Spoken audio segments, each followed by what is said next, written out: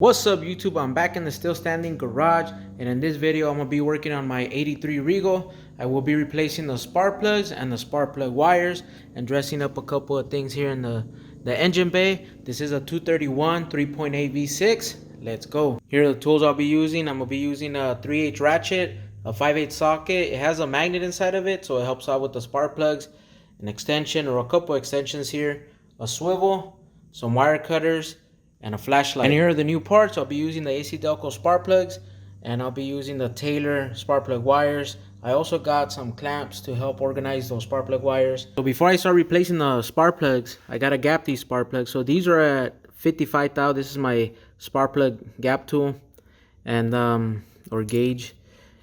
And the way you check it is you put it on the smallest side. This is tapered. Put it on the smallest side, and this stops around 55. Stops right there, 55 thou. I need to be at 80 thou, which is over here, and I need to open it up. So the way you open these up is you use the little hole that's here, and then you put it here and you pull up.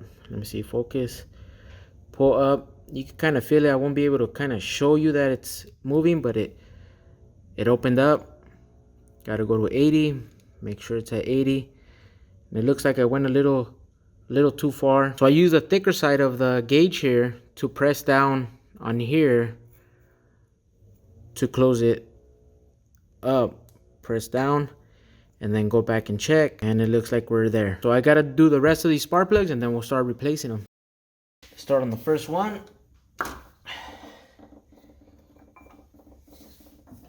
Do one at a time.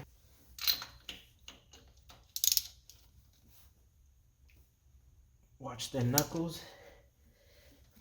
They shouldn't be that tight. Little breaker bar here.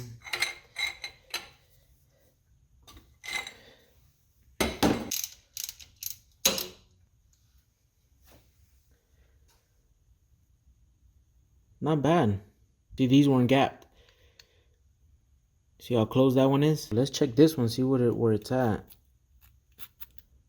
Wow, this one's at 40. Let's pop this one in.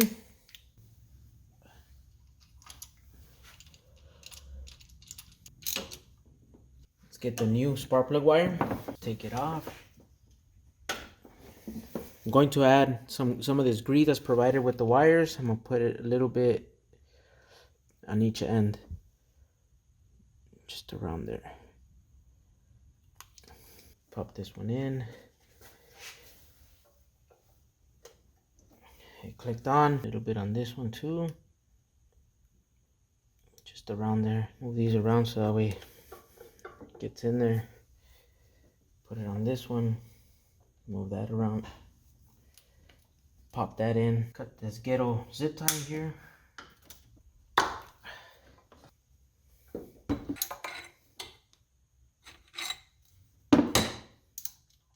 Take that off. That breaker bar. I don't remember the last time I replaced these. It was a very long time ago. And I know I didn't gap these at all. I just popped them in. Pop the new one in. Not too tight.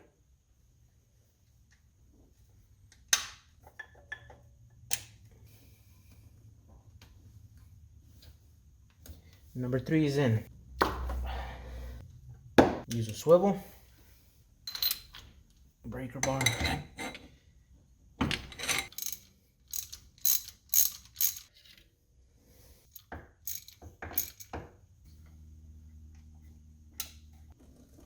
Number 5 spark plug wire is in. Let's put these on. Organize these wires. Let's work on number 2 first. Let's see if we can pull this one off. I do want to tuck these wires underneath too and make it look real nice. I think I put these back on just so that way I could get the car running. This one's good.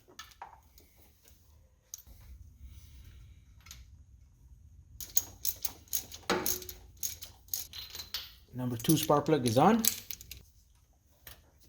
Number 2 spark plug wire is on. Let's go into number 4.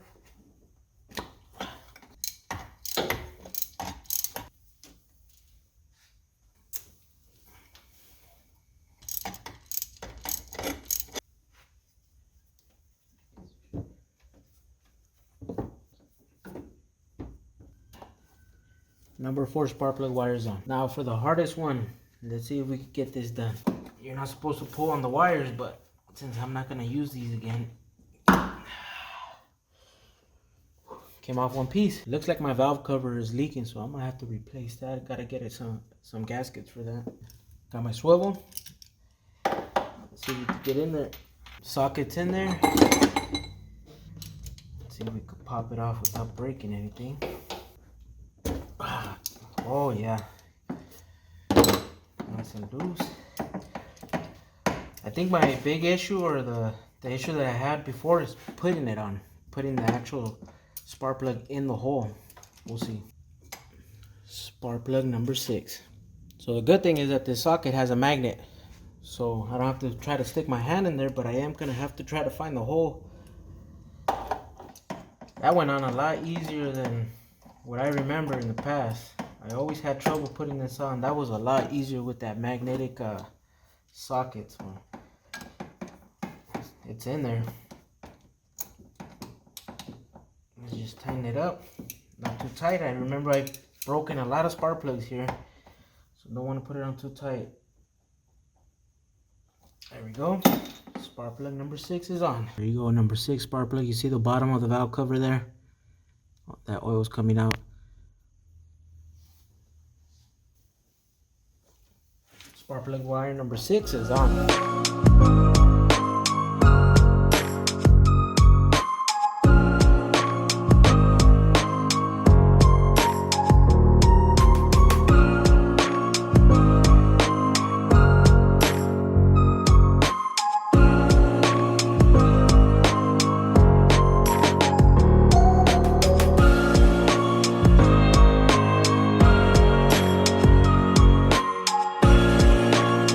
Here's all the stuff that I removed out of the car, the old spark plug wires, and then part of the harness there that hooked up to the old carburetor. I have the Edelbrock now, so I don't need that. And then this cable was left over because that goes to a coil if I had one, which I don't. So it's getting dark outside, but I am gonna take it out to test drive it. Let's go. Oh crap. Damn headlights turned off.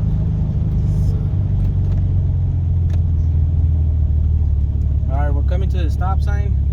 My headlights just turned off, so I gotta check that, but let's see how it takes out. It is running a lot better than before. I do need to rebuild the carburetor, so I'm gonna do that next. But it is running a lot better. Test drove it before we actually started recording. I gotta head back home because the headlights just turned off. I have HIDs, they're very old HIDs, so quick. There, they turned back on, so there's something going on with the wire. But yeah, it's reacting a lot better than before. So the gaps weren't, or the spark plugs weren't gapped properly. Oh, you can see the reflection on that truck. My right headlight is on, but my left one isn't. So it looks like it's time to upgrade to some LEDs from HIDs.